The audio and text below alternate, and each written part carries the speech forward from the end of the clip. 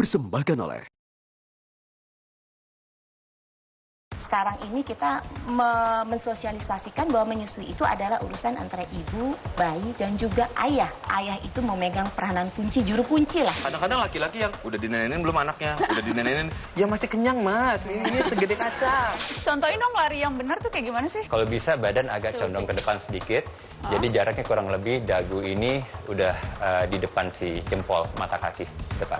Jadi agak miring sedikit. Nebeng itu sebenarnya bukan sesuatu yang gratis. Nebeng itu adalah sebuah kolaborasi sama-sama berjalan. Toh bukannya kita juga nebeng di bumi ini. Selamat malam, selamat datang di Mata Najwa. Saya Najwa Shihab, tuan rumah Mata Najwa. Mari menengok Indonesia dari rakyatnya. Mereka yang meringankan beban dunia sebisanya. Bermula dari hobi dan minat, terpanggil untuk berbuat atau mengajak hidup sehat. Ada komunitas pelari yang berawal dari hobi dan gerakan ibu-ibu peduli menyusui. Penat dengan Jakarta yang macet gila, muncul solidaritas berbagi tumpangan berkendara.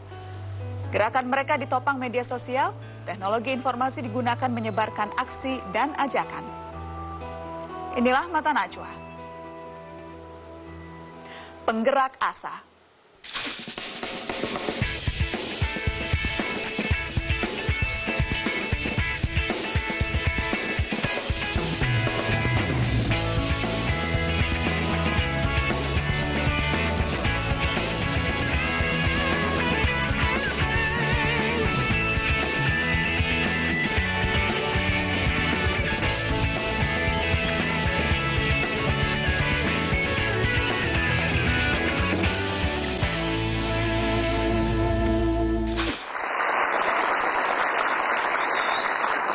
Pemirsa, berangkat dari keprihatinan atas minimnya kesadaran pemberian ASI eksklusif pada bayi, sejumlah perempuan menggagas gerakan revolusi menyusui. Tak lelah mereka berkeliling Indonesia mengedukasi pentingnya arti menyusui bagi ibu dan setiap bayi. Kelompok ini juga total mendampingi para orang tua yang punya niat kuat memberikan ASI eksklusif pada buah hatinya.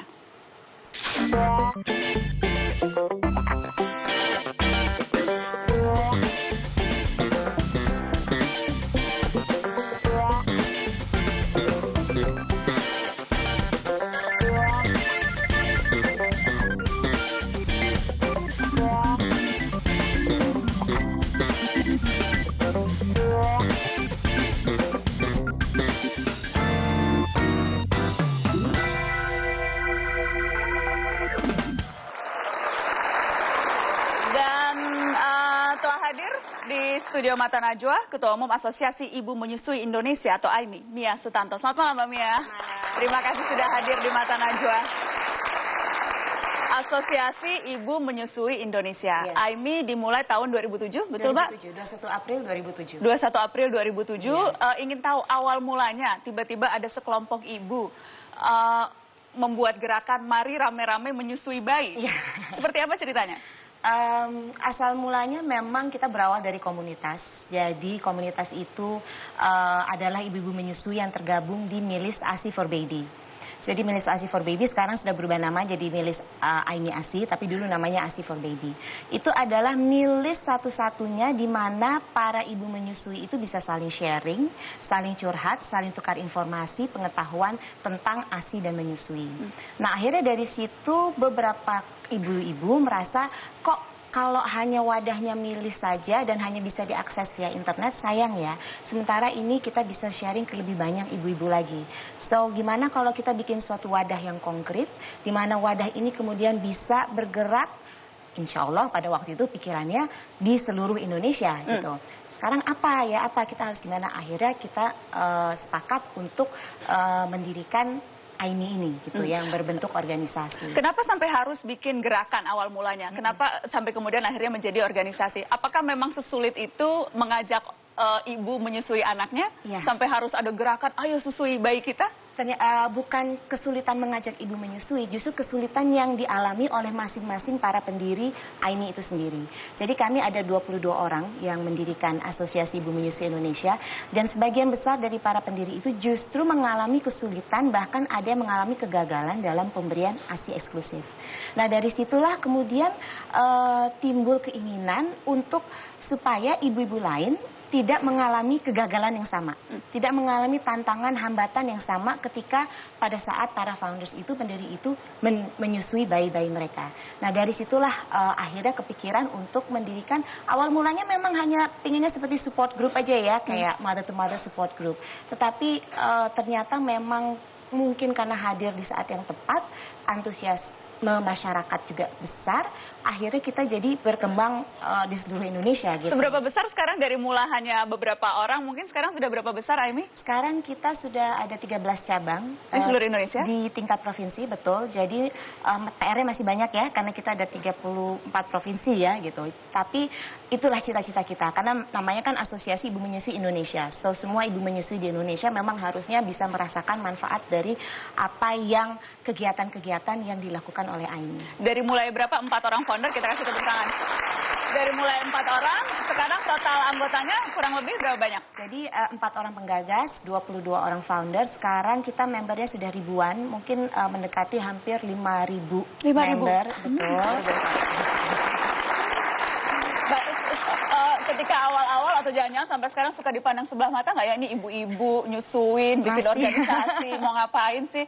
Kok rempong banget menyusuin aja pakai organisasi? Betul, sempat ada omongan-omongan gitu nggak? Oh sering. Sampai sekarang juga masih. Sampai sekarang juga masih gitu.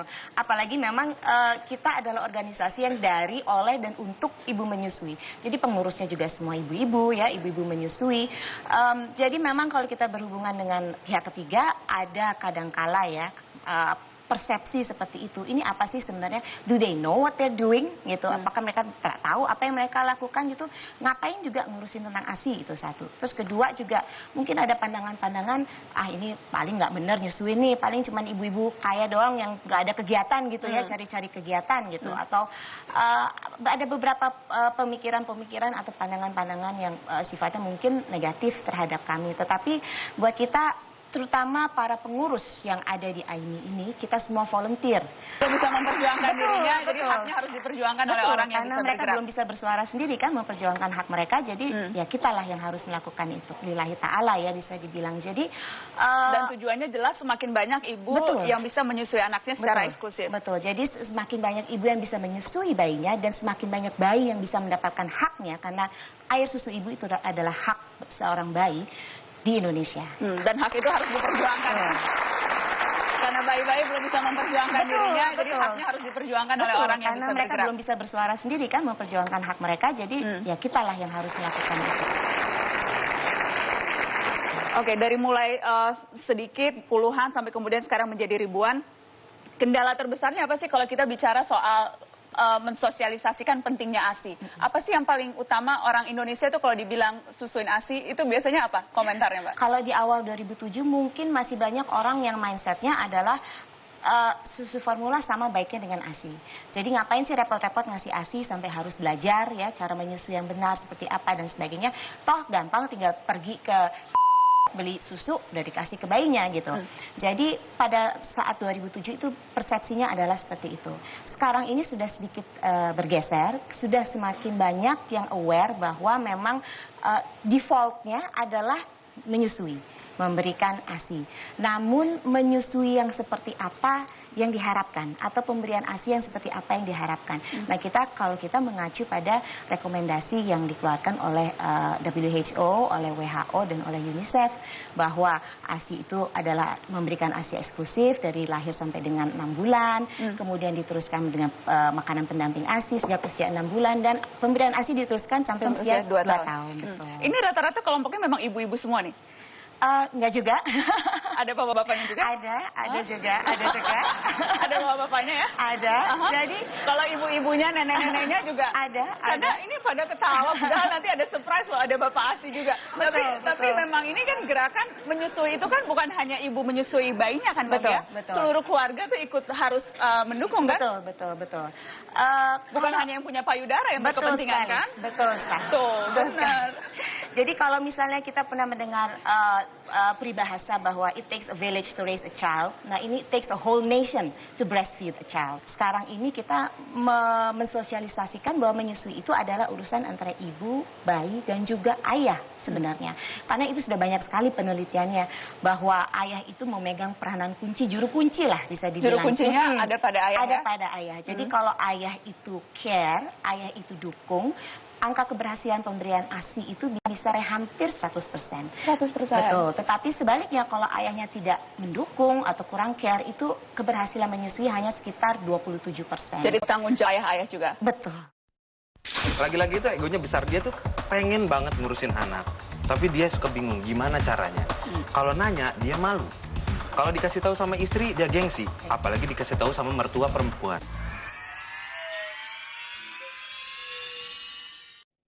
Dipersembahkan oleh, didukung oleh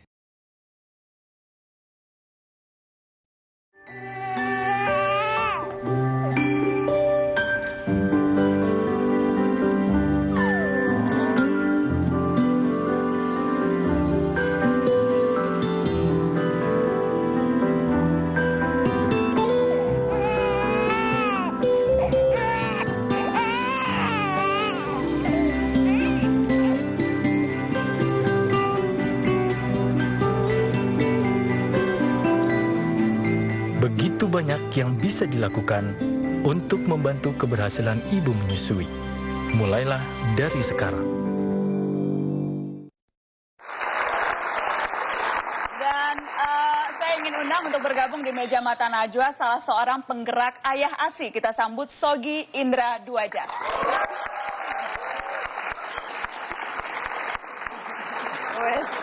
Selamat malam Mas Sogi, ayah ASI. Bangga dong jadi ayah ASI, tepuk tangan dong ayah ASI. Biar jelas dulu, ayah ASI bukan berarti bersuamikan Ibu ASI atau Ibu Aimi ya. Jadi bukan pasangan ya. Bukan. Biar jelas dulu. Ayah ASI.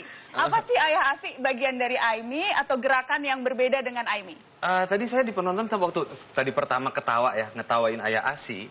Di belakang ada yang bilang, iya juga sih ya, ayah itu memiliki payudara ya. Ada yang bilang di situ. Ada yang bilang di situ. Coba aku, angkat tangan dong, disorot dong. Masa belum, yang ngomong laki lagi ya. Iya, selama ini nggak nyadar dia punya payudara. Iya, selama ini ternyata dia Nggak baru usah, sadar. malah mau buka baju, nggak usah Mas, percaya. Gitu Mas Sogi. Ya, ayah jadi- ASI apa itu ayah ASI? Ayah ASI itu adalah ayah yang mendukung pemberian, mendukung istri dalam pemberian ASI kepada putra-putrinya. Udah, sesimpel itu.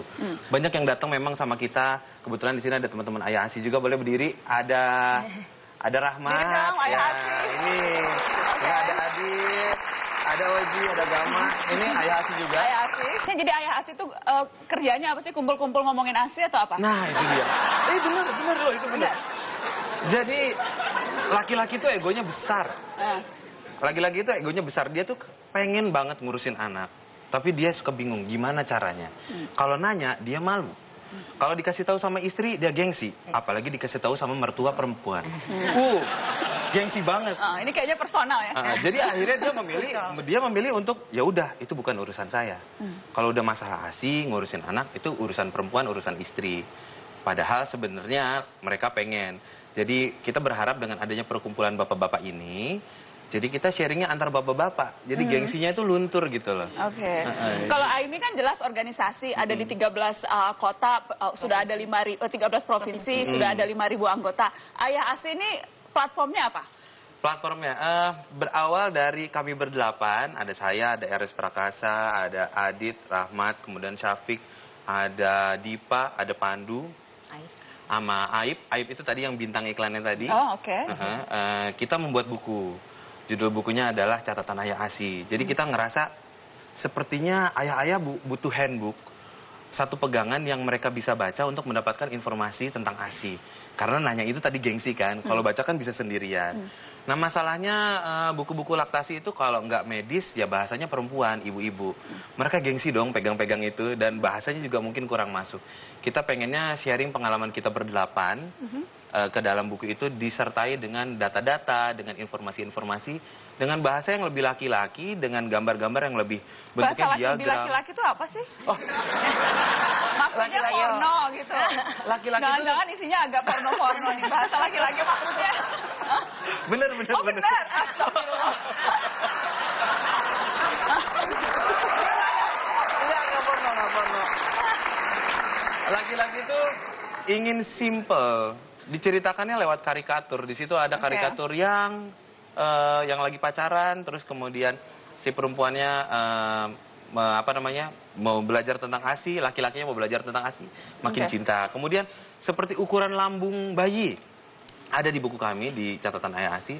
Jadi kadang-kadang kalau laki-laki itu lebih tergambar dari gambar. Jadi kalau bisa dibilang usia awal-awal kelahiran itu masih kecil sekali sebesar kacang merah. Itu digambarin laki-laki tuh tergambar sebesar kacang merah. Berarti minum susunya ya sedikit aja. Kadang-kadang laki-laki yang udah dinenenin belum anaknya, udah dinenenin ya masih kenyang mas, ini segede kacang lambungnya.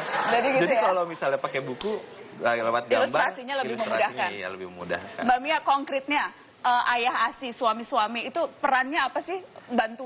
Membantu istri itu dalam wujud peran yang seperti apa yang bisa maksimal?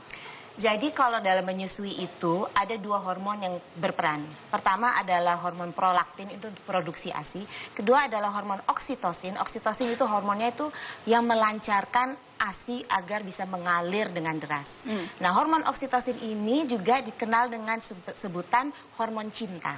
Tuh, karena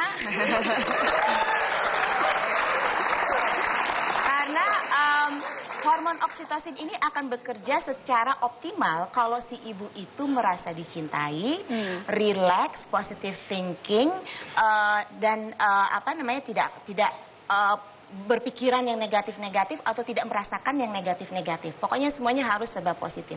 Jadi si ayah peranannya adalah bagaimana supaya istrinya selalu merasakan hal-hal yang positif. Sehingga hormon oksitosinnya bisa keluar. Makanya kalau di iklan layanan masyarakat yang kita buat tentang ayah ASI, it's as simple as pulang kantor bawain martabak. Istrinya nelfon, mas bawain dong, itu aku lagi pengen martabak, bawain. Itu is as simple as that gitu. Oke, bolehlah mandiin, gantiin popok dan sebagainya. Tapi apapun mungkin yang sehari-hari sudah dikerjakan sebenarnya dia tidak sadar bahwa itu sebenarnya sudah mengaktifkan hormon oksitosin istrinya. Oke, nah gerakan Ayah ASI ini sendiri selain tadi menerbitkan buku, kalau ada yang lagi nonton Mata Najwa nih terus kepengen gabung dengan Ayah ASI itu caranya gimana? Jadi kita punya account Twitter di @id_ayahasi.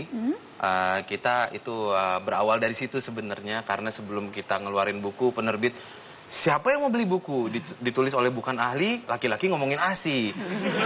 Iya, jadi akhirnya kita bikin account Twitter yang pengen kita tes. Jadi awalnya untuk jualan buku sebetulnya. Ya betul.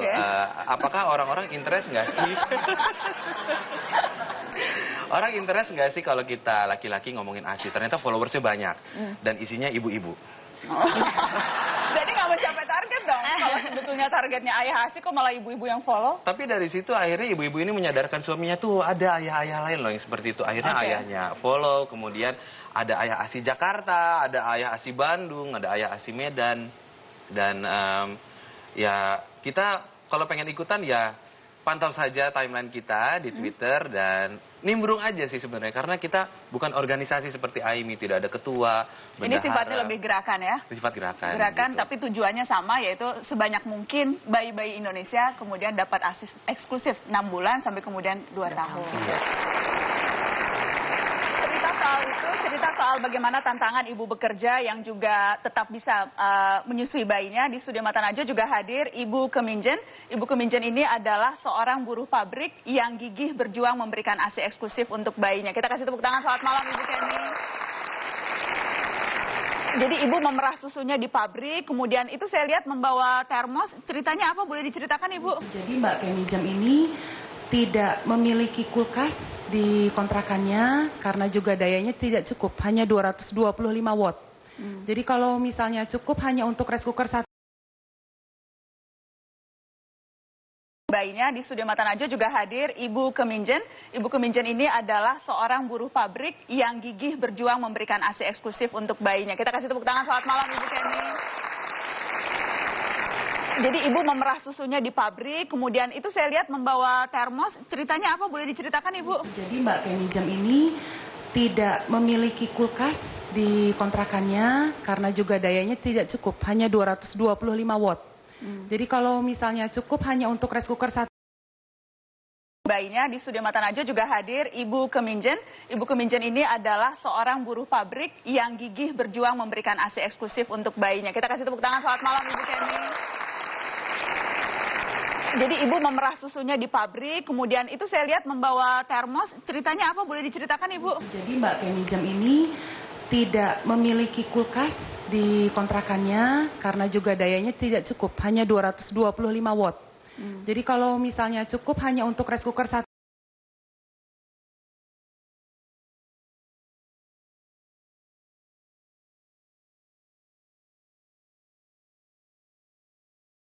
Bayinya di studio Mata Najwa juga hadir Ibu Keminjen. Ibu Keminjen ini adalah seorang buruh pabrik yang gigih berjuang memberikan ASI eksklusif untuk bayinya. Kita kasih tepuk tangan, selamat malam Ibu Kemi. Jadi Ibu memerah susunya di pabrik, kemudian itu saya lihat membawa termos. Ceritanya apa? Boleh diceritakan Ibu? Jadi Mbak Keminjen ini tidak memiliki kulkas di kontrakannya karena juga dayanya tidak cukup, hanya 225 watt. Jadi kalau misalnya cukup hanya untuk rice cooker satu. Bayinya di studio Mata Najwa juga hadir Ibu Keminjen. Ibu Keminjen ini adalah seorang buruh pabrik yang gigih berjuang memberikan ASI eksklusif untuk bayinya. Kita kasih tepuk tangan, selamat malam Ibu Kemi. Jadi Ibu memerah susunya di pabrik, kemudian itu saya lihat membawa termos. Ceritanya apa? Boleh diceritakan? Dipersembahkan oleh, didukung oleh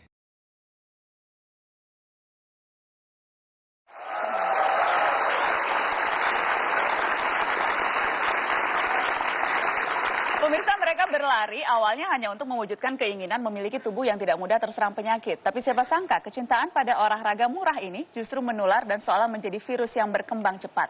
Hingga akhirnya terbentuklah komunitas penggemar lari bernama Indorunners yang pesertanya kini mencapai puluhan ribu orang. Dan sebagai dampaknya olahraga lari kini semakin populer dan telah menjadi gaya hidup bagi banyak warga kota besar di Indonesia.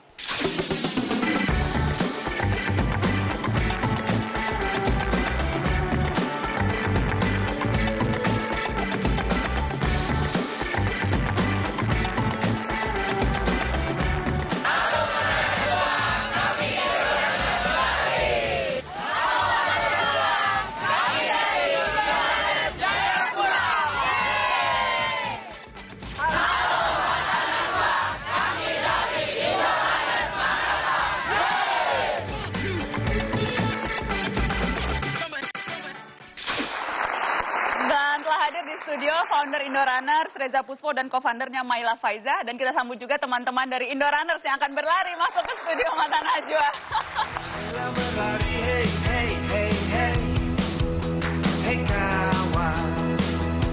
Dan semua menari, hey hey hey hey, hey kasih, mari bergembira bersama-sama.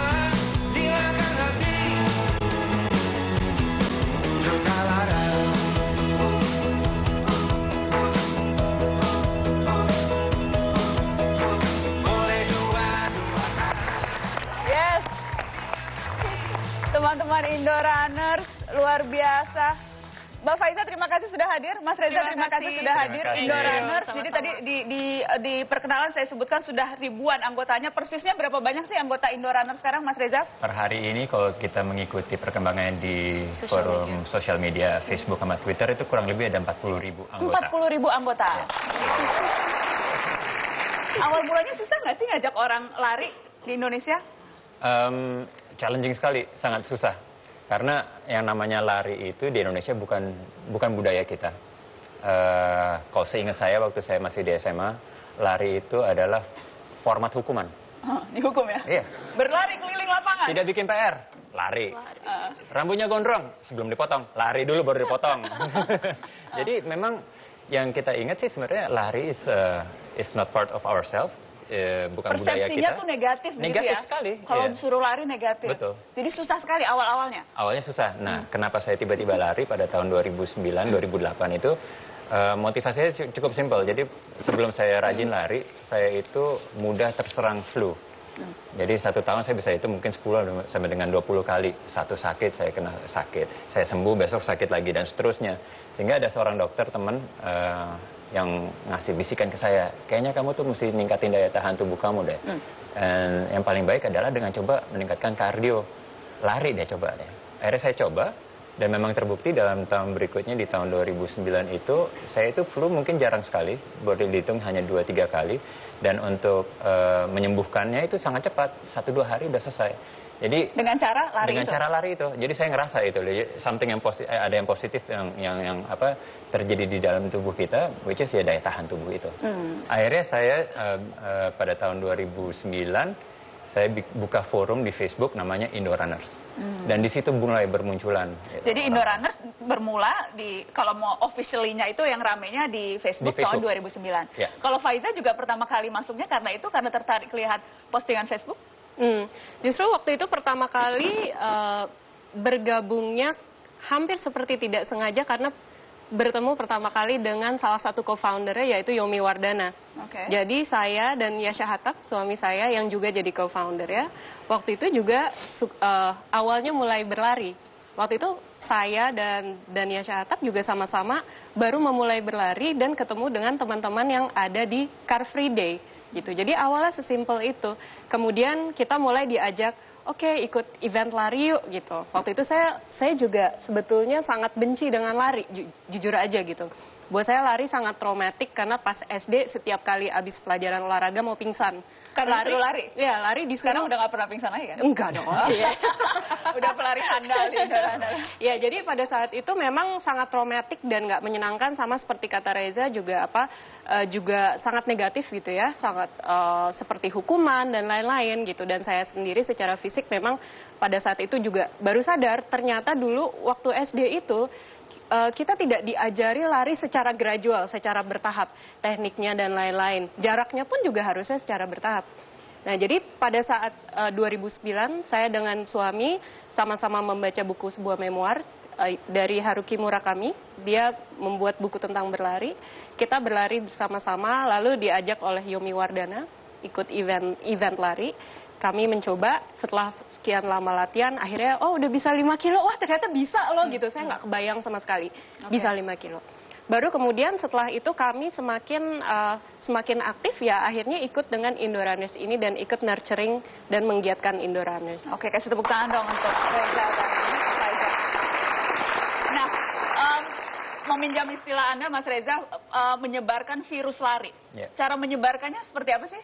Apa yang dilakukan teman-teman Indorunners dari mulai tadi hanya 500 orang sampai sekarang 40.000 orang begitu? Mungkin saya mesti menjawab pertanyaan yang sebelumnya. Susah atau tidak mengajak orang untuk berlari? Sangat susah. Sangat susah? Sangat susah. Rata-rata Ya karena persepsinya itu kan bahwa ya mungkin dari persepsinya bahwa ya running adalah melelahkan, capek. Jadi memang biasanya kalau saya kan? Masa nggak capek lari? Capek benar. Capek kan? Memang.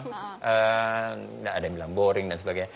Memang susah sekali ngajakinnya gitu loh. Dan saya mau ngasih tahu bahwa itu ada khasiat seperti yang saya bilang tadi, bahwa tubuh menjadi berubah lebih enteng, ya kan. Terus daya tahan juga lebih baik gitu loh. Itu harus ada kiat-kiatnya. Kalau kita ngajakin seseorang berlari sendirian gitu, mungkin awalnya mereka akan langsung membuat satu wall, membuat satu penolakan. Aduh, nanti deh, alasannya pasti ada aja deh. Susah sekali untuk ngajakin orang. Tapi yang kita lihat pada saat kita membangun grup Indorunners dan kita membuat suatu program rutin namanya Sunday Morning Run dan Thursday Night Run, itu terlihat lebih mudah untuk mengajak orang berlari bersama di dalam suatu grup. Oke. Karena kalau lari sendiri itu kan kadang-kadang, mungkin lebih gampang untuk putus asa. Putus asa. Cepat sekali. Capek terus udah baru beli pakai gorengan sepatu, gitu ya. baru pakai sepatu, ngeliat mendung, enakan tidur. Kalau bersama-sama, jadi karena rame-rame, kalau ada yang mulai putus asa dikasih semangat dan sebagainya. Dan biasanya karena kita sekarang udah makhluk digital, biasanya kan kita punya forum grup di handphone gitu ya, WhatsApp atau BB atau sebagainya. Biasanya itu pagi-pagi udah bawel semuanya. SMS, ayo dong kapan lari, kapan ngumpul segala macam. Itu biasanya dari subuh tuh udah mulai bergerak. Sudah mulai nah ramai. Itu sebenarnya salah satu yang cara mempermudah untuk mematahkan niat kembali ke tidur, tapi untuk ke jalan itu. Oke. Saya mau tanya ke Mbak Yola, Mbak Regnita Feyola. Mbak Yola ini sudah berapa lama nih tergabung dalam Indorunner? Saya ikut Indorunners mulai dari tahun 2013. 2013. Jadi relatif baru ya sebetulnya ya, belum 2 tahun ya? Belum 2 tahun, tapi sebelumnya saya lari sendiri. Oke. Lari sendiri itu sepertinya saya ngelihat Indorunners itu, ini komunitas lari selalu ceria, semangat, kok nggak pernah capek. Saya ikut setiap melihat Ngelihatnya les. tuh di mana? Ngelihatnya di Facebook, di Twitter gitu? Di media sosial, terus kalau tiap event setelah lari itu mereka berkumpul, gembira. Padahal sebenarnya lelah ya Mbak ya. Nah, saya pikir, aduh pengen gabung nih. Tapi minder, mereka itu sepertinya udah pelari-pelari tangguh, pelari kilometer jarak jauh. Saya dulu tuh obesitas, karena lari rutin dengan teman-teman dari Indorunners, saya bisa turun hampir 20 kilo. Luar biasa. Jadi turun hampir 20 kilo dalam jarak berapa lama tuh jangka waktunya tuh? 1 tahun. 1 tahun? 1 tahun ya. Saya mulai dari 1 kilo, lanjut ke 2 kilo, sampai saya full maraton sudah keempat kalinya. Sudah 4 kali full maraton? Luar biasa. Efek terbesar yang dirasakan selain tadi ya turun 20 kilo, efek apa lagi sih yang dirasakan dengan berlari ini? Efek yang saya rasakan buat saya sendiri? Iya, buat Mbak Yola sendiri. Saya itu jadi lebih semangat, terus tidak cepat flu seperti Mas Reja. Terus saya tuh bertemu dengan teman-teman komunitas ini yang berpikiran positif, yang selalu ngajak, ayo kita bisa sama-sama. Jadi lebih happy gitu ya? Lebih happy. Betul ya, jadi lebih happy ya? Betul. Jadi sekarang lari itu semacam suatu, nggak lari itu seperti pegal. Kalau orang bilang capek setelah lari, tapi lari setelah, perasaan setelah lari itu bahagia. Bahagia ya? Bahagia sekali. Kayaknya ini keluhan orang-orang pada saat lari, saya tuh lututnya suka sakit setelah lari ya, biasanya nggak enaknya di sini, Ya itu saya banget Mas. Nah itu kemungkinan besar karena badan kita condong larinya tegap. Lari itu bikin kita happy. Lalu olahraga yang murah, nggak perlu alat yang macem-macem.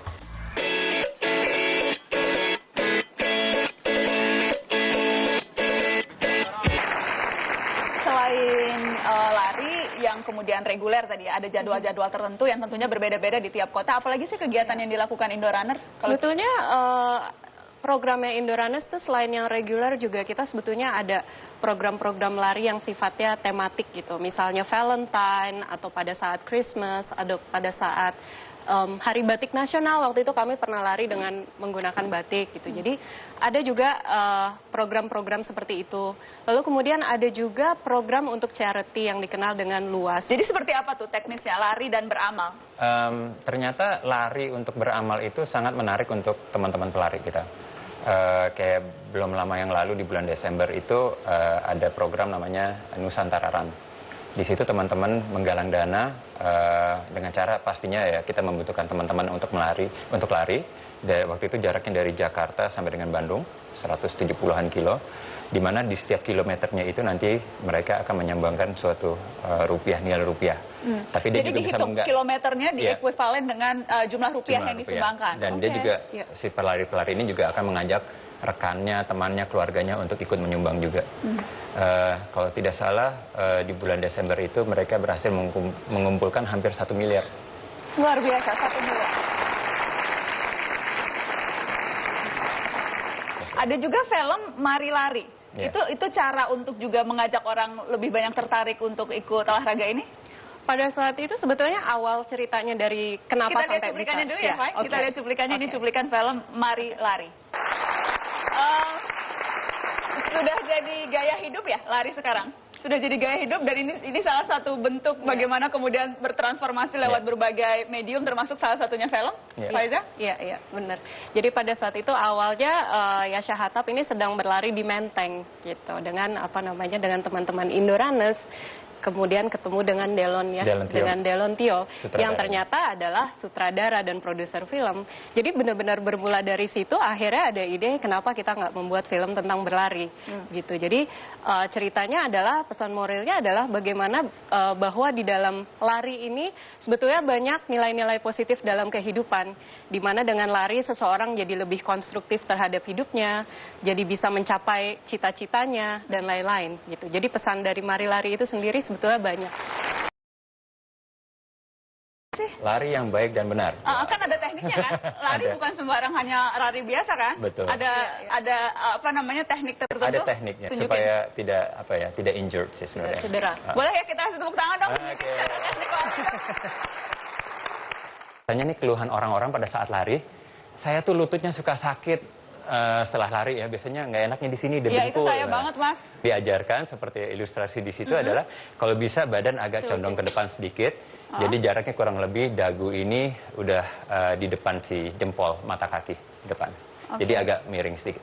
Nah ini gunanya adalah gravitasi dari badan itu jatuhnya tepatnya adalah di tanah di bawah gitu, jadi tidak memberi tumpuan ke sini. Gitu. Nah yang tidak boleh lupa juga adalah pada saat lari kita itu harus nafas, jangan lupa nafas. Gitu. Maksudnya? Iya kan? Orang Kalau tidak lupa nafas, maksudnya ya suka biasa. nahan nafas ya kalau lari? Iya, orang tuh kadang-kadang terlalu excited dengan lari, akhirnya dia lupa untuk napas. Tiba-tiba pingsan. 3 kali narik, 2 kali buang. Oke. Gitu, dan secara konsisten seperti itu. Oke. Napas. Kakinya tuh juga harus agak jinjit gitu ya Mas Reza? Kaki, ya. Nah, kalau landing kaki, ada yang namanya, for. Boleh di depan sini nggak, Oh, Mas? ya. Oke. Kapan lagi ngerjain Indo Runner kan lari-lari ke studio Iya. Mata Najwa. Tepuk tangan dong. Jadi kalau berlari biasanya yang penting sih sebenarnya ada yang berkepikiran kalau lari itu langkah harus panjang. Ya, seharusnya tidak harus juga. Oh itu saya juga banget tuh. Biasanya Banyak kalau banget kita lihat ini pelari-pelari informasinya malam ini. atlet dari Kenya apa segala macam memang dia kakinya panjang, lurus kurus ya. Memang kelihatannya stride-nya bagus sekali. Padahal? Tapi apa yang terjadi kalau kita nge-push terlalu jauh, itu kita membuang terlalu banyak energi. Jadi sebenarnya ajarannya kalau saya larinya justru langkah kecil-kecil tapi banyak. Jadi tidak terlalu banyak buang energi. Kemudian landingnya kalau bisa kalau tidak rata atau agak ke depan. Jangan di belakang. Karena kalau di belakang ini otomatis kita melakukan perlawanan friction. Jadi yang ada adalah kita tidak membawa badan untuk melaju ke depan tapi justru menahan. Dan ini bisa mengakibatkan injury pada lutut juga. Kok kayaknya rumit ya? Enggak. Nggak rumit Nanti, ya? kalau udah dibiasakan lama-lama it's gonna be natural seperti kita. Tapi memang perlu untuk tahu teknik. Ya, untuk teknik dasar perlu karena apa yang kita harapkan adalah biasanya orang-orang itu sering melakukan lari tanpa teknik dan yang terjadi adalah injury. Nah, pada saat injury itu biasanya ya relatif ya penyakitnya seperti apa. Untuk recover-nya cukup lama. Dan itu yang mau kita hindar. Karena biasanya orang-orang yang udah biasa lari itu maunya lari terus. 10 kilo ayo, 20 kilo ayo, 42 ayo, segala macam. Pokoknya sekali suka lari akan sekalinya dukung, ya? mereka udah mendapatkan endorfinnya si lari, itu kalau misalnya mereka harus stop lari, itu rasa sakitnya di sini. Boleh gabung tepuk tangan sama Mas Reza. 3 alasan kenapa lari, kenapa tidak olahraga lain? 3 alasan. Apa misalnya? Sambil lihat ke kamera, yakinkan orang-orang yang masih belum yakin. Kalau saya sih udah agak yakin nih malam ini. Kalau yang lain mungkin belum yakin. Apa alasannya, Fai? Lari itu bikin kita happy. Lalu olahraga yang murah, nggak perlu alat yang macem-macem. Cukup sepatu lari sama pakaian olahraga. Udah, itu aja. Lalu bisa dilakukan di mana aja. Sebetulnya nggak usah di Car Free Day gitu. Di sekitar rumah juga bisa. Bisa di mana aja, murah dan bikin happy. Yes. Bikin sehat lagi. Bikin sehat. Luar biasa. Kasih tepuk tangan dong untuk Ibarat. Nebeng itu sebenarnya bukan sesuatu yang gratis. Nebeng itu adalah sebuah kolaborasi sama-sama berjalan. Toh bukannya kita juga nebeng di bumi ini. Dipersembahkan oleh, didukung oleh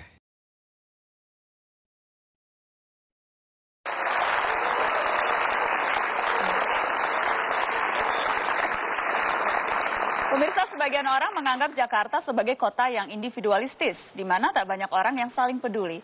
Namun di tengah anggapan itu muncul sosok-sosok yang mengobarkan semangat kesetiakawanan dan saling bantu. Salah satunya dengan cara berbagi kursi di kendaraan mereka yang kosong. Dari situlah muncul gerakan Nebengers. Mereka jadi orang yang menebeng atau ditebengi. Dan jumlah penikmat gerakan ini kian banyak seiring penggunaan media sosial seperti Twitter untuk berbagi info satu sama lain.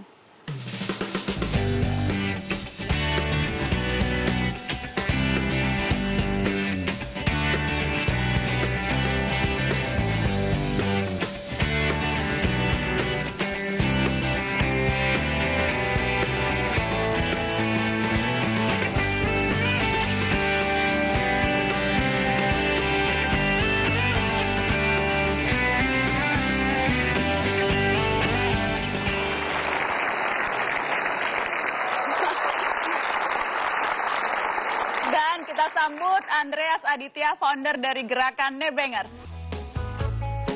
Kalau Nebengers jadi datangnya harus naik mobil dong, kasih tepuk tangan sekali lagi dong. Nebeng jadi lebih asik kalau nggak salah itu tagline-nya teman-teman dari gerakan Nebeng. Oh, selfie dulu ya? Oh. Selamat malam Andreas, kasih tepuk tangan dong. Selamat malam, Mbak. Terima kasih sudah hadir di Mata Najwa. Terima kasih. Jadi benar, tadi ke studio Metro juga saling nebeng? Iya. Beneran? Beneran. Berapa orang nebengnya? Ada 3 orang. 3 orang? Dari Senayan. Berangkat dari Senayan sama-sama? Berangkatnya sama-sama, terus ke sini. Oke. Ide awalnya dari mana sih kok tiba-tiba bikin gerakan Nebengers? Ide awalnya itu sebenarnya ketika saya lagi sendirian di jalan. Setiap hari... Jomblo ya? Sendirian di jalan setiap hari udah jelas banget nih. Oke, silakan Mas, diteruskan. Lagi sendirian di jalan, di daerah Senayan, malam-malam, terus mikir, setiap hari sendirian di jalan, ngelihat orang sekeliling, itu juga isinya 1-2 orang. Terus saya jadi teringat pesan dan nasihat yang ibu saya ajarkan gitu. Kalau kamu ke gereja, tolong ajak tetangga sekitar untuk bareng gitu. Siapa tahu bisa membantu mereka. Dan siapa tahu juga parkir di gereja juga nggak terlalu crowded gitu. Saya juga ngeliat bahwa di gereja juga 1-2 orang gitu. Kenapa nggak saling ajak? Di daerah Senayan saat itu. Jadi ini karena pesan ibu ya? Karena pesan ibu dan apa yang beliau ajarkan. Kenapa nggak sekalian juga untuk saling berbagi kendaraan? Kemudian saya melihat bahwa oke, ada tren media sosial, orang sering sharing, update status ini segala macam. Kenapa nggak itu dimanfaatkan juga untuk saling berbagi kendaraan? Terus buka akun Twitter, saya bertukar pendapat dengan Mbak Maria Stefani dan Mbak Putri Sentanu. Akhirnya kami sepakat bertiga, yuk kita buat namanya Nebengers. Akun Nebengers. Akun Nebengers. Ini jadi ini tahun berapa nih pertama kali nih? Tanggal 7 Desember 2011. 2011. Iya. Itu pertama kali buka akun Nebengers. Pertama kali buka akun Nebengers dan memang sekarang sudah berapa banyak? Sekarang followers sekitar 77.600. 77.000. Iya. Luar biasa. Ada jenis-jenis nebeng nggak sih? Ini jadi gimana nih caranya kalau mau ikut nebeng? Kalau dulu kita masih awal-awal gitu, masih sempat bingung gimana caranya ya ngajakin orang dalam satu akun untuk berbagi kendaraan. Kira kita permudah dengan adanya format posting rute gitu. Kami pakai hashtag beri tebengan dan cari tebengan. Beri tebengan? Beri tebengan dan cari tebengan. Beri tebengan tuh yang punya kendaraan, untuk siapa yang mau ikut gue. Terus cari tebengan yang lagi pengen pengen ikut. Terus kemudian nanti ada rute dari dan kemana, jam berapa, kemudian berapa seat, berapa orangnya. Kemudian yang paling penting adalah share-nya apa. Jadi kami membangun persepsi bahwa nebeng itu sebenarnya bukan sesuatu yang gratis. Nebeng itu adalah sebuah kolaborasi sama-sama di jalan. Toh bukannya kita juga nebeng di bumi ini. Kalau nebengnya, share-nya apa misalnya? Share itu macam-macam. Jadi kayak ada, kalau misalkan pagi gitu ya, ada yang share sarapan, segala macam, nasi uduk lah, terus kemudian ada cemilan dan segala macam. Jadi bukan berarti maksudnya share uang bensin atau uang tol, nggak selalu itu ya? Pada dasarnya sih enggak. Tapi memang kebanyakan... Bubur kacang hijau pagi-pagi sarapan itu juga bisa di-share? Oh beneran bisa, ya? Beneran. Okay. Kemudian ada yang share puding, terus ada yang share bunga mawar, segala macam. Oh ya, share bunga mawar? Ada.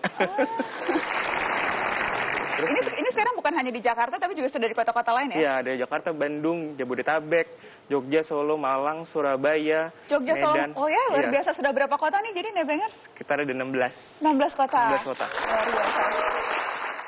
Bagaimana supaya orang nggak takut ya? Maksudnya mempercayakan orang lain duduk di belakang motor kita atau masuk ke dalam mobil kita, orang yang sama sekali tidak kenal. Itu kan tentunya sulit ya? Dipersembahkan oleh, didukung oleh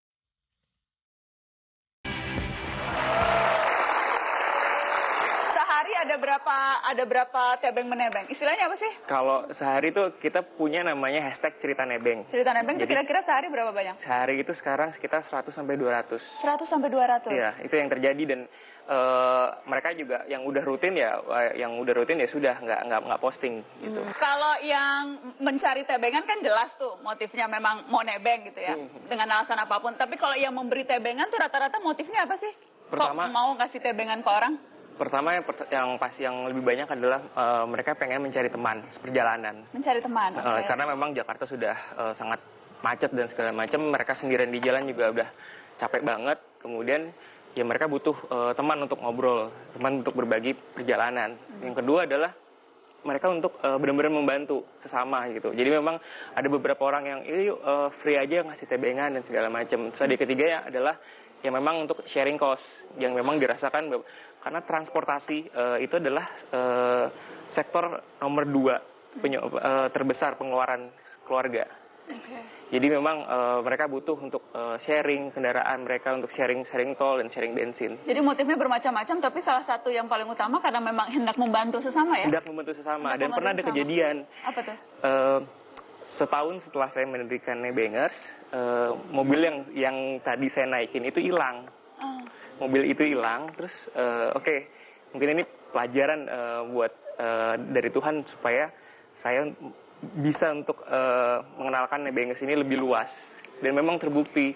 Jadi setelah sepekan atau 2 pekan mobil hilang, itu waktu itu ada kecelakaan kereta di Bintaro yang menabrak mobil tangki. Sehingga perjalanan kereta Bintaro itu lumpuh total. Yeah. Saat itu sore kami saling bergotong royong mencarikan tumpangan orang-orang yang memang perjalanan pulang ke daerah Bintaro. Dan akhirnya beberapa orang berhasil terselamatkan oleh Nebengers. Oleh karena Nebengers. Jadi saya berpikir bahwa artinya saya dikasih kendaraan yang lebih besar dari sama Tuhan, itu kendaraan Nebengers. Kendaraan Nebengers luar biasa. Tapi saya membayangkan bagaimana supaya orang nggak takut ya. Maksudnya mempercayakan orang lain duduk di belakang motor kita atau masuk ke dalam mobil kita, orang yang sama sekali tidak kenal. Itu kan tentunya sulit ya. Jadi pertama, karena yang tahu Nebengers itu kan terbatas ya. Kita membuka aksesnya itu saat ini di Twitter dan di apps. Jadi memang belum terlalu banyak. Kalaupun memang mereka udah tahu, mereka akan sangat sulit kalau misalkan tidak ada Twitter dan aplikasinya. Dan yang kedua itu sekarang ada namanya collaborative consumption, yaitu sebuah pemahaman dari Eropa yang memang terbentuk karena adanya aplikasi dan teknologi. Jadi di teknologi sekarang itu ternyata kita punya namanya parameter social reputation. Jadi kita bisa melihat karakter dari seseorang itu seperti apa dari tweet-tweetnya, dari followersnya. Jadi yang biasa dilakukan seperti itu. Kalau mau nebeng kita lihat dulu biasanya postingan di Facebooknya apa, Twitternya seperti apa. Terus berita-berita tentang orang tersebut seperti apa. Kemudian ada situs pencari pekerjaan profesional, biodatanya seperti apa. Gitu. Dan itu memang yang disarankan, maksudnya Andreas dan teman-teman selalu menyarankan sebelum memberi atau ngambil. Kita punya namanya parameter social reputation. Jadi kita bisa melihat karakter dari seseorang itu seperti apa dari tweet-tweetnya, dari followersnya. Jadi yang biasa dilakukan seperti itu. Kalau mau nebeng kita lihat dulu biasanya postingan di Facebooknya apa, Twitternya seperti apa. Terus berita-berita tentang orang tersebut seperti apa. Kemudian ada situs pencari pekerjaan Zero Accident. Zero Accident. Luar biasa. Dan kemarin pada saat mudik pun sempat juga ada nebeng mudik ya? Kemarin saat mudik beberapa teman menginisiasi yang namanya nebeng mudik. Jadi kita pada prinsipnya adalah membantu teman-teman yang kehabisan tiket kereta, kehabisan tiket bus. Dan juga teman-teman yang ingin perjalanan itu juga di-sharing gitu. Kita tahu bahwa perjalanan luar kota itu juga sangat berat. Apalagi kalau sendirian. Saya pun pernah dari Jakarta ke Jogja, itu saya nebeng sama seorang bapak yang memang motivasinya adalah kamu temenin saya aja, saya di jalan sendirian, ya memang saya butuh teman untuk ganti nyetir, terus sharing biaya tol dan sharing biaya makanan gitu. Sampai di Jogja saya cuma habis sekitar 150.000. 150.000 sampai Jogja, Sampai Jogja. ya? Dan dapat teman baru Dan di tambah perjalanan. teman baru di perjalanan. Itu yang salah satu benefit utamanya menambah luas pergaulan? Ya benar, menambah luas pergaulan, kemudian dari situ mereka bisa saling berkolaborasi membentuk sebuah bisnis. Jadi ada teman-teman dari Bogor, mereka akhirnya bikin kolaborasi sebuah warung mie ayam. Jadi bisa buat nongkrong teman-teman nebengers di Bogor. Awal dari nebengers sampai kemudian bisnis juga? Iya. Luar biasa. Tunangannya Agustus, nikahnya November. Makasih nebenger, saya ketemu jodoh. Ya jadi salah satu formula umum ya buat manusia itu, kalau manusia ngumpul terjadi sesuatu itu. Dipersembahkan oleh, didukung oleh Waktu Februari itu kan Bandung resmi ada nebenger. Terus saya jadi lurahnya. Kebetulan di lurah itu semua distrik-distrik yang ada di Nebengers itu lurah-lurahnya punya grup WhatsApp dan ada Oki di situ gitu. Terus udah gitu emang nebeng pertama kali dari situ gitu. Nebeng ya udah nebeng makan dulu ya, nebeng mau pergi makan. Terus makan terus tapi kemalaman. Jadi sekalian dia nganterin pulang gitu. Tunangannya Agustus, nikahnya November. Makasih nebenger, saya ketemu jodoh. Jadi ketemu jodoh karena saling nebeng. Kisah-kisah unik seperti tadi tentunya banyak ya saya membayangkan. Karena kan dari berbagai latar belakang, ketemu, kemudian share di perjalanan dan sebagainya. Banyak kisah-kisah unik ya? Banyak banget kisah-kisah unik, kisah-kisah drama, kisah-kisah romantis. Apa tuh drama? Pengen tahu dramanya? Ya kadang dalam komunitas itu kan juga bisa saling mempertemukan, juga bisa saling memisahkan. Oh, jadi dramanya drama perpisahan? Drama perpisahan. Oke. Tadi saya bertanya ke semuanya, targetnya apa? Kalau Nebenger sendiri sekarang tadi di berapa? 13 kota ya? 16. 16 kota, kemudian juga yang download aplikasi Android-nya berapa banyak? Sekarang udah sekitar yang user terdaftar sekitar 10.500. 10.500? Wow, luar biasa. Rencana target ke depan dari mulai awal gerakan karena pesan ibu, kemudian tidak pernah membayangkan akan bisa sampai seperti ini? Nggak pernah membayangkan. Nggak pernah membayangkan ya? Nggak pernah. Apa target selanjutnya dari gerakan ini? Ya karena kita bergerak pure community ya, saat ini juga kami juga rencananya adalah untuk gimana caranya community juga tetap sustain gitu, tetap bisa memberikan manfaat yang lebih besar terhadap dunia transportasi sendiri. Karena memang kami meyakini bahwa transportasi sesungguhnya itu adalah memindahkan orang, bukan memindahkan kendaraan. Jadi salah satu Nebengers itu adalah kita berpindah dari satu titik ke tempat lain dengan menggunakan akses transportasi yang sudah ada. Nah makanya ke depannya target khusus sih sebenarnya nggak ada untuk berapa ribu member yang terdaftar, berapa kota yang terdaftar. Yang pasti adalah orang udah mulai berbagi kendaraan terhadap, ya, kalau belum percaya silakan berbagi kendaraan terhadap tetangga sekitar, terus kemudian teman kantor saling nanya, kamu pulang kemana hari ini, boleh ikut nebeng apa enggak gitu. Jadi memang membudayakan bahwa Nebengers ini adalah sebuah gotong royong, sebuah kultur bangsa Indonesia yang memang gotong royong. Saling membantu satu sama lain. Luar biasa. Baik. Saya ingin ajak bergabung ke meja Mata Najwa seorang sosiolog dari Universitas Indonesia yang memang fokus penelitiannya di bidang jejaring sosial. Saya akan tanya apa sebetulnya yang melatar belakangi dan bagaimana kita bisa memaknai gerakan-gerakan ini. Saya panggil Mas Robi Muhammad, sosiolog dari Universitas Indonesia untuk bergabung ke meja Mata Najwa. Makin lama makin banyak ya gerakan-gerakan yang muncul seperti ini di tanah air. Iya. Ya jadi salah satu formula umum ya buat manusia itu, kalau manusia ngumpul terjadi sesuatu itu.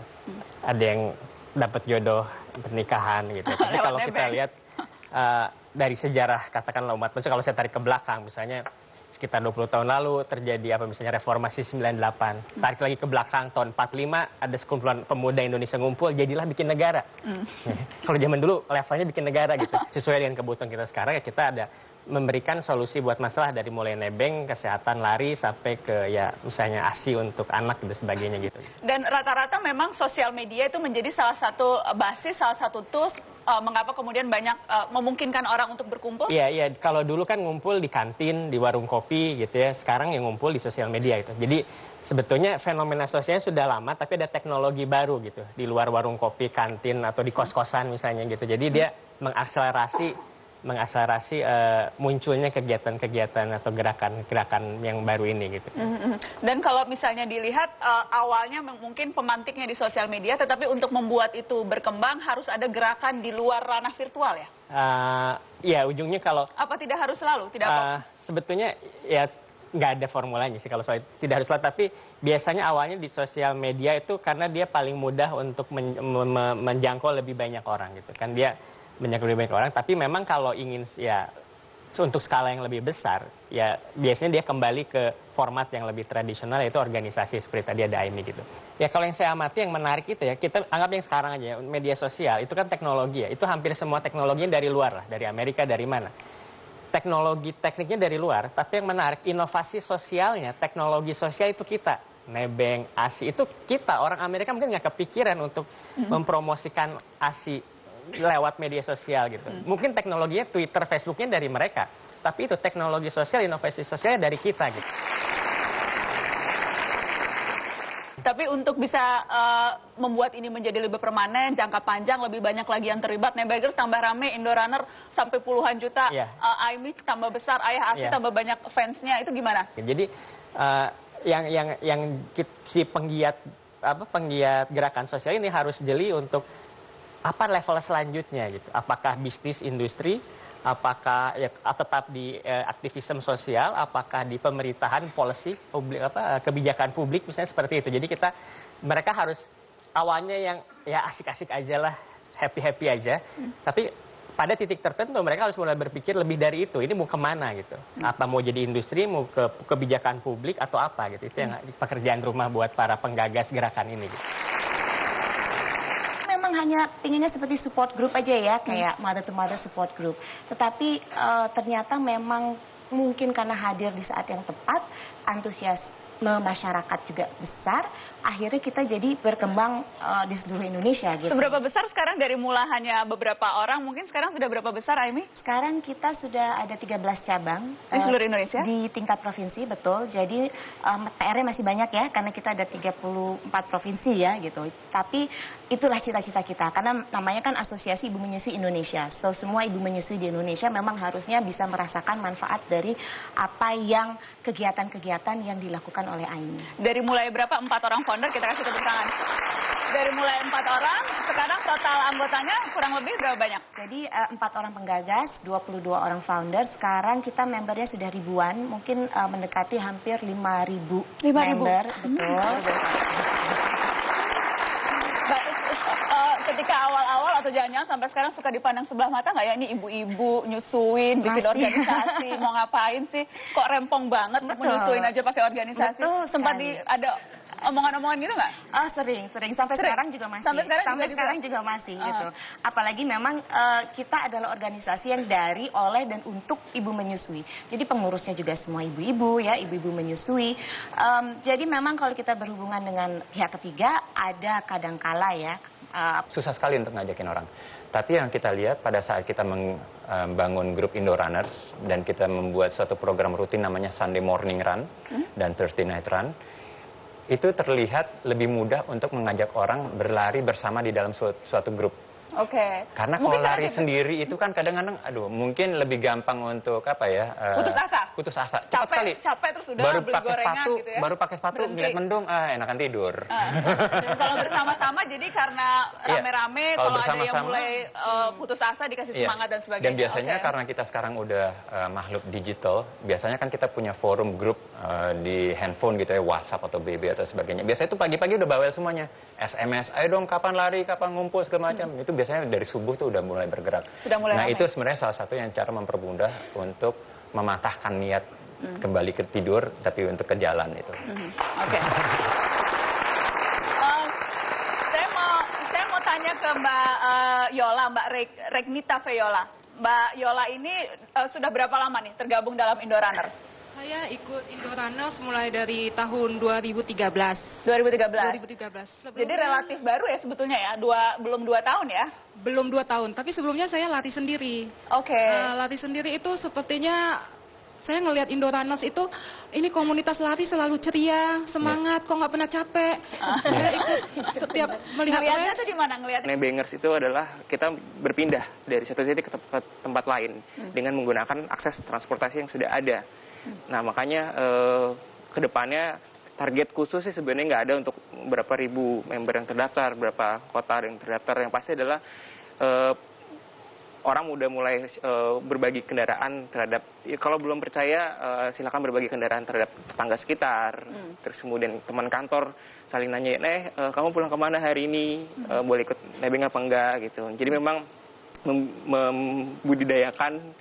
membudayakan bahwa nebengers ini adalah sebuah gotong royong, sebuah kultur bangsa Indonesia yang memang gotong royong. Saling membantu satu sama lain. Luar biasa. Baik. Saya ingin ajak bergabung ke meja Mata Najwa seorang sosiolog dari Universitas Indonesia yang memang fokus penelitiannya di bidang jejaring sosial. Saya akan tanya apa sebetulnya yang melatar belakangi dan bagaimana kita bisa memaknai gerakan-gerakan ini. Saya panggil Mas Robi Muhammad, sosiolog dari Universitas Indonesia untuk bergabung ke meja Mata Najwa. Makin lama makin banyak ya gerakan-gerakan yang muncul seperti ini di tanah air. Iya. Ya jadi salah satu formula umum ya buat manusia itu, kalau manusia ngumpul terjadi sesuatu gitu. Ada yang dapat jodoh pernikahan gitu. Tapi kalau kita lihat dari sejarah, karena dia paling mudah untuk menjangkau lebih banyak orang gitu kan, dia menjangkau lebih banyak orang. Tapi memang kalau ingin ya untuk skala yang lebih besar, ya biasanya dia kembali ke format yang lebih tradisional, yaitu organisasi seperti tadi ada AIMI gitu. Ya kalau yang saya amati yang menarik itu ya, kita anggap yang sekarang aja ya, media sosial itu kan teknologi ya, itu hampir semua teknologinya dari luar lah, dari Amerika, dari mana. Teknologi tekniknya dari luar, tapi yang menarik inovasi sosialnya, teknologi sosial itu kita. Nebeng, ASI, itu kita, orang Amerika mungkin nggak kepikiran untuk mempromosikan ASI lewat media sosial gitu. Mungkin teknologinya Twitter, Facebooknya dari mereka, tapi itu teknologi sosial, inovasi sosialnya dari kita gitu. Tapi untuk bisa membuat ini menjadi lebih permanen, jangka panjang, lebih banyak lagi yang terlibat, Nebengers tambah rame, Indorunner sampai puluhan juta, AIMI tambah besar, Ayah ASI tambah banyak fansnya, itu gimana? Jadi yang si penggiat gerakan sosial ini harus jeli untuk apa level selanjutnya gitu. Apakah bisnis industri, apakah ya, tetap di aktivisme sosial, apakah di pemerintahan, policy publik, kebijakan publik misalnya seperti itu. Jadi mereka harus awalnya yang ya asik-asik aja lah, happy-happy aja. Tapi pada titik tertentu mereka harus mulai berpikir lebih dari itu. Ini mau kemana gitu? Apa mau jadi industri, mau ke kebijakan publik atau apa gitu? Itu yang pekerjaan rumah buat para penggagas gerakan ini. Gitu. Awalnya mulai berlari. Waktu itu saya dan Dania Syahatap juga sama-sama baru memulai berlari dan ketemu dengan teman-teman yang ada di Car Free Day gitu. Jadi awalnya sesimpel itu. Kemudian kita mulai diajak, oke, ikut event lari yuk gitu. Waktu itu saya juga sebetulnya sangat benci dengan lari, jujur aja gitu. Buat saya lari sangat traumatik karena pas SD setiap kali habis pelajaran olahraga mau pingsan. Karena disuruh lari? Iya, lari disuruh. Sekarang udah nggak pernah pingsan lagi kan? Enggak dong. Udah pelari handal di Indorunner. Ya, jadi pada saat itu memang sangat traumatik dan nggak menyenangkan, sama seperti kata Reza juga juga sangat negatif gitu ya, sangat seperti hukuman dan lain-lain gitu. Dan saya sendiri secara fisik memang pada saat itu juga baru sadar ternyata dulu waktu SD itu kita tidak diajari lari secara gradual, secara bertahap, tekniknya dan lain-lain. Jaraknya pun juga harusnya secara bertahap. Nah, jadi pada saat 2009 saya dengan suami sama-sama membaca buku sebuah memoir dari Haruki Murakami. Dia membuat buku tentang berlari. Kita berlari bersama-sama, lalu diajak oleh Yomi Wardana ikut event lari. Kami mencoba, setelah sekian lama latihan, akhirnya, udah bisa 5 kilo, wah ternyata bisa loh gitu. Saya nggak kebayang sama sekali, bisa 5 kilo. Baru kemudian setelah itu kami semakin aktif ya akhirnya ikut dengan Indorunners ini dan ikut nurturing dan menggiatkan Indorunners. Oke, kasih tepuk tangan. Anggota Indorunners sekarang Mas Reza? Per hari ini kalau kita mengikuti perkembangannya di forum sosial media Facebook sama Twitter itu kurang lebih ada 40.000 anggota. 40.000 anggota. Awal mulanya susah nggak sih ngajak orang lari di Indonesia? Challenging sekali, sangat susah. Karena yang namanya lari itu di Indonesia bukan budaya kita. Kalau seingat saya waktu saya masih di SMA, lari itu adalah format hukuman. Dihukum ya? Iya. Berlari keliling lapangan? Tidak bikin PR, lari. Rambutnya gondrong, sebelum dipotong, lari dulu baru dipotong. Jadi memang yang kita ingat sih sebenarnya lari is not part of ourselves. Bukan budaya kita. Persepsinya tuh negatif gitu ya? Negatif sekali. Kalau iya. disuruh lari negatif. Betul. Jadi susah sekali awal-awalnya? Awalnya susah. Nah, kenapa saya tiba-tiba lari pada tahun 2009-2008 itu, motivasinya cukup simpel. Jadi sebelum saya rajin lari, saya itu mudah terserang flu. Jadi 1 tahun saya bisa itu mungkin 10 sampai dengan 20 kali. Satu sakit, saya kena sakit. Saya sembuh, besok sakit lagi, dan seterusnya. Sehingga ada seorang dokter teman yang ngasih bisikan ke saya, kayaknya kamu tuh mesti ningkatin daya tahan tubuh kamu deh.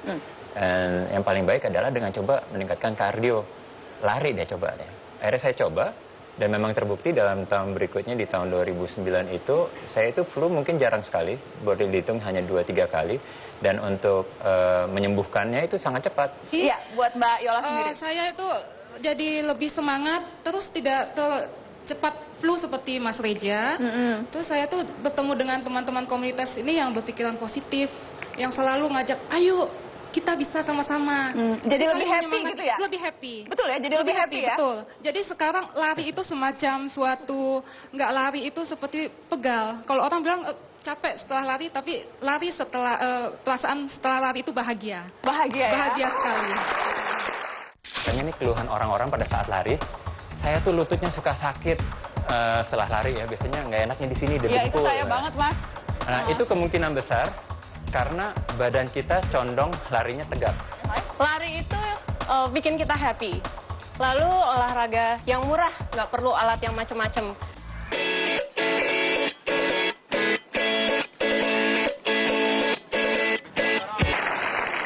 Selain lari yang kemudian reguler tadi, ada jadwal-jadwal tertentu yang tentunya berbeda-beda di tiap kota. Apalagi sih kegiatan yang dilakukan Indorunners? Sebetulnya programnya Indorunners itu selain yang reguler juga kita sebetulnya ada program-program lari yang sifatnya tematik gitu. Misalnya Valentine atau pada saat Christmas, atau pada saat Hari Batik Nasional, waktu itu kami pernah lari dengan menggunakan batik gitu. Jadi ada juga program-program seperti itu. Lalu kemudian ada juga program untuk charity yang seperti apa. Terus berita-berita tentang orang tersebut seperti apa. Kemudian ada situs pencari pekerjaan profesional, biodatanya seperti apa. Gitu. Dan itu memang yang disarankan, maksudnya Andreas dan teman-teman selalu menyarankan sebelum memberi atau ngambil. Kita punya namanya parameter social reputation. Jadi kita bisa melihat karakter dari seseorang itu seperti apa dari tweet-tweetnya, dari followersnya. Jadi yang biasa dilakukan seperti itu. Kalau mau nebeng kita lihat dulu biasanya postingan di Facebooknya apa, Twitternya seperti apa. Terus berita-berita tentang orang tersebut seperti apa. Kemudian ada situs pencari pekerjaan Zero Accident. Zero Accident. Zero Accident. Luar biasa. Dan kemarin pada saat mudik pun sempat juga ada nebeng mudik ya? Kemarin saat mudik beberapa teman menginisiasi yang namanya nebeng mudik. Jadi kita pada prinsipnya adalah membantu teman-teman yang kehabisan tiket kereta, kehabisan tiket bus, dan juga teman-teman yang ingin perjalanan itu juga di-sharing gitu. Kita tahu bahwa perjalanan luar kota itu juga sangat berat, apalagi kalau sendirian. Saya pun pernah dari Jakarta ke Jogja. Itu saya nebeng sama seorang bapak yang memang motivasinya adalah kamu temenin saya aja, saya di jalan sendirian, ya memang saya butuh teman untuk ganti nyetir, terus sharing biaya tol dan asik. Iya, jadi akhirnya kita bikin akun Twitter yang pengen kita tes. Jadi awalnya untuk jualan buku sebetulnya. Ya betul. Okay. Apakah orang-orang interest nggak sih? Orang interest nggak sih kalau kita laki-laki ngomongin ASI? Ternyata followersnya banyak dan isinya ibu-ibu. Jadi nggak mencapai target Kalau sebetulnya targetnya Ayah Asi, kok malah ibu-ibu yang follow? Tapi dari situ akhirnya ibu-ibu ini menyadarkan suaminya tuh ada ayah-ayah lain loh yang seperti itu. Akhirnya ayahnya follow, kemudian ada Ayah Asi Jakarta, ada Ayah Asi Bandung, ada Ayah Asi Medan. Dan ya kita kalau pengen ikutan ya pantau saja timeline kita di Twitter dan nimbrung aja sih sebenarnya. Karena kita bukan organisasi seperti AIMI, tidak ada ketua, bendahara. Ini sifatnya lebih gerakan ya? Sifat gerakan. Gerakan, gitu. tapi tujuannya sama, yaitu sebanyak mungkin bayi-bayi Indonesia kemudian dapat ASI eksklusif 6 bulan sampai kemudian 2 tahun. Iya. Cerita soal bagaimana tantangan ibu bekerja yang juga tetap bisa menyusui bayinya. Di studio Mata Najwa juga hadir Ibu Keminjen. Ibu Keminjen ini adalah seorang buruh pabrik yang gigih berjuang memberikan ASI eksklusif untuk bayinya. Kita kasih tepuk tangan. Selamat malam Ibu Kemi. Jadi ibu memerah susunya di pabrik, kemudian itu saya lihat membawa termos. Ceritanya apa? Boleh diceritakan Ibu? Jadi Mbak Keminjen ini tidak memiliki kulkas di kontrakannya karena juga dayanya tidak. Seiring penggunaan media sosial seperti Twitter untuk berbagi info satu sama lain.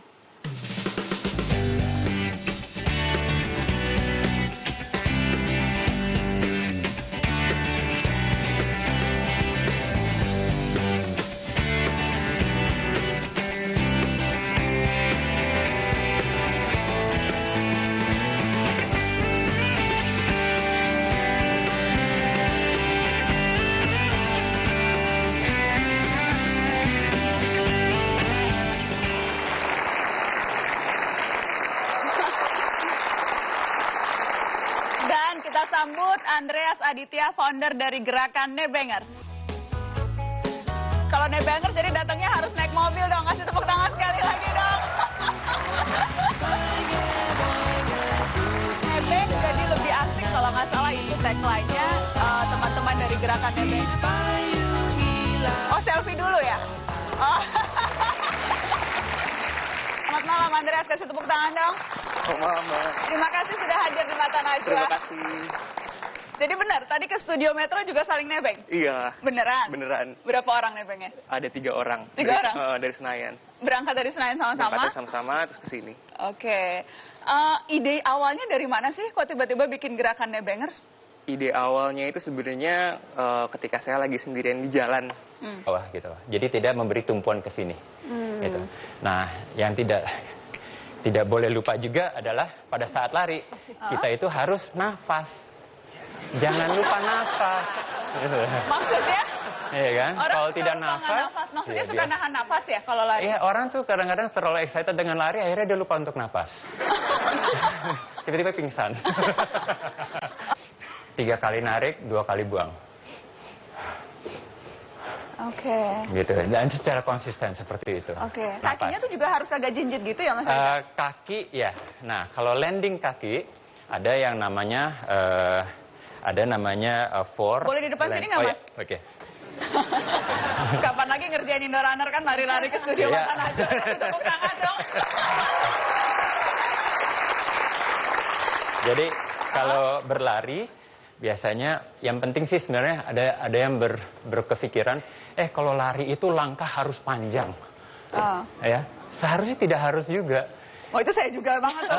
Biasanya kalau kita lihat pelari-pelari atlet dari Kenya apa segala macam memang dia kakinya panjang, lurus, kurus ya. Memang kelihatannya stride-nya bagus sekali. Tapi apa yang terjadi kalau kita nge-push terlalu jauh, itu kita membuang terlalu banyak energi.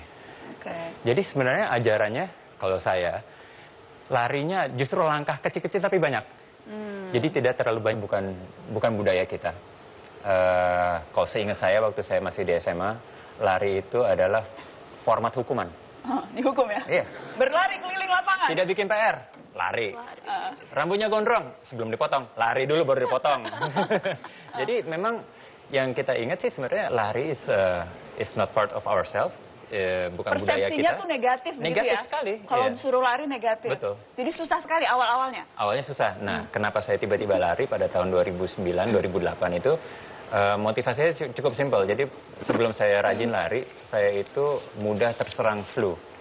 Jadi 1 tahun saya bisa itu mungkin 10 sampai dengan 20 kali. Satu sakit, saya kena sakit. Saya sembuh, besok sakit lagi, dan seterusnya. Sehingga ada seorang dokter teman yang ngasih bisikan ke saya, kayaknya kamu tuh mesti ningkatin daya tahan tubuh kamu deh. Dan yang paling baik adalah dengan coba meningkatkan kardio, lari deh coba deh. Akhirnya saya coba, dan memang terbukti dalam tahun berikutnya di tahun 2009 itu, saya itu flu mungkin jarang sekali, boleh dihitung hanya 2-3 kali, dan untuk menyembuhkannya itu sangat cepat, 1-2 hari udah selesai.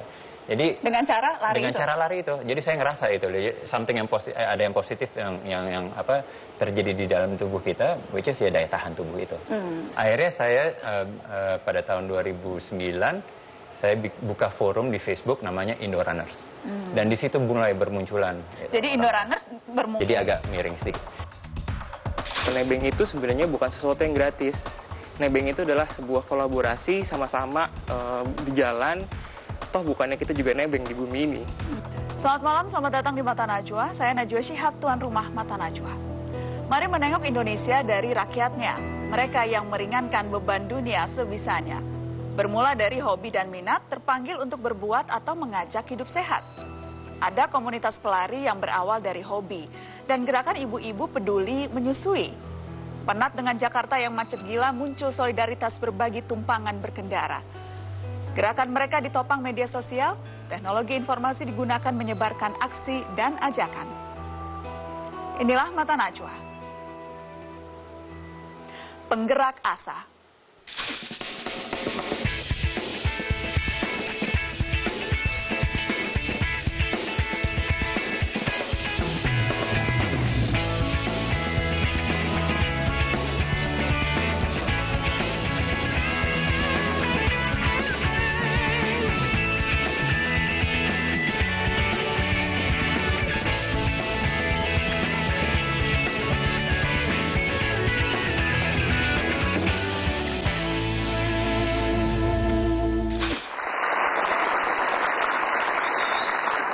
Pemirsa, berangkat dari keprihatinan atas minimnya kesadaran untuk apa ya? Putus asa. Putus asa. Cepat sekali. Capek terus udah baru beli pakai gorengan sepatu, gitu ya. Baru pakai sepatu, ngeliat mendung, enakan tidur.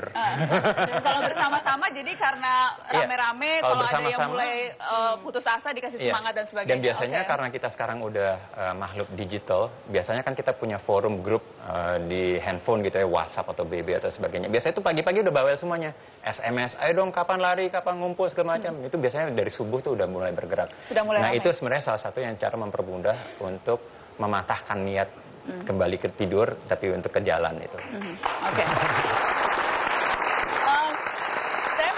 Saya mau tanya ke Mbak Yola, Mbak Regnita Veyola. Mbak Yola ini sudah berapa lama nih tergabung dalam Indo Runner? Saya ikut Indo Runners mulai dari tahun 2013. 2013. Jadi relatif baru ya sebetulnya ya, belum 2 tahun ya? Belum 2 tahun, tapi sebelumnya saya lari sendiri. Oke. Lari sendiri itu sepertinya saya ngelihat Indo Runners itu, ini komunitas lari selalu ceria, semangat, kok nggak pernah capek. Saya ikut setiap melihat Ngelihatnya les. tuh di mana? Ngelihatnya di Facebook, di Twitter gitu? Di media sosial. Terus kalau tiap event setelah lari itu mereka berkumpul, gembira. Padahal sebenarnya lelah ya Mbak ya. Nah, saya pikir, aduh pengen gabung nih. Tapi minder, mereka itu sepertinya udah pelari-pelari tangguh, pelari kilometer jarak jauh. Saya dulu tuh obesitas, karena lari rutin dengan teman-teman. Adalah susu formula sama baiknya dengan ASI. Jadi ngapain sih repot-repot ngasih ASI sampai harus belajar ya cara menyusui yang benar seperti apa dan sebagainya. Toh gampang tinggal pergi ke beli susu udah dikasih ke bayinya gitu. Jadi pada saat 2007 itu persepsinya adalah seperti itu. Sekarang ini sudah sedikit bergeser, sudah semakin banyak yang aware bahwa memang defaultnya adalah menyusui, memberikan ASI. Namun menyusui yang seperti apa yang diharapkan atau pemberian ASI yang seperti apa yang diharapkan. Nah, kalau kita mengacu pada rekomendasi yang dikeluarkan oleh WHO, oleh WHO dan oleh UNICEF bahwa ASI itu adalah memberikan ASI eksklusif dari lahir sampai dengan 6 bulan, kemudian diteruskan dengan makanan pendamping ASI sejak usia 6 bulan dan pemberian ASI diteruskan sampai usia 2 tahun. Betul. Ini rata-rata kelompoknya memang ibu-ibu semua nih? Enggak juga. Ada bapak-bapaknya juga? Ada juga. Ada bapak-bapaknya ya? Ada. Jadi kalau ibu-ibunya, nenek-neneknya juga ada. Karena ini pada ketawa, padahal nanti ada surprise loh, ada bapak ASI juga. Tapi memang ini kan gerakan menyusui itu kan bukan hanya ibu menyusui bayinya kan, Bang, ya? Betul. Seluruh keluarga tuh ikut harus mendukung kan? Betul. Bukan hanya yang punya payudara yang berkepentingan kan? Betul sekali. Tuh, benar. Jadi kalau misalnya kita pernah mendengar peribahasa bahwa it takes a village to raise a child. Nah, kasih tepuk tangan dong. Biasanya nih keluhan orang-orang pada saat lari, saya tuh lututnya suka sakit setelah lari ya. Biasanya nggak enaknya di sini, Iya, itu debengkul. saya banget, Mas. Diajarkan seperti ilustrasi di situ adalah kalau bisa badan agak condong ke depan sedikit. Jadi jaraknya kurang lebih dagu ini udah di depan si jempol mata kaki depan. Jadi agak miring sedikit. Nah ini gunanya adalah gravitasi dari badan itu jatuhnya tepatnya adalah di tanah di bawah gitu. Jadi tidak memberi tumpuan ke sini. Gitu. Nah yang tidak boleh lupa juga adalah pada saat lari kita itu harus nafas. Jangan lupa nafas. Gitu. Maksudnya? Iya kan? Kalau tidak nafas, maksudnya ya suka nahan nafas ya kalau lari? Iya, orang tuh kadang-kadang terlalu excited dengan lari, akhirnya dia lupa untuk nafas. Tiba-tiba pingsan. 3 kali narik, 2 kali buang. Oke. Gitu, dan secara konsisten seperti itu. Oke. Kakinya tuh juga harus agak jinjit gitu ya, Mas? Kaki, ya. Nah, kalau landing kaki, ada yang namanya for. Boleh di depan sini nggak, Mas? Ya. Oke. Kapan lagi ngerjain Indo Runner kan lari-lari ke studio Mata Najwa. Tepuk tangan dong. Jadi kalau berlari biasanya yang penting sih sebenarnya ada yang berkefikiran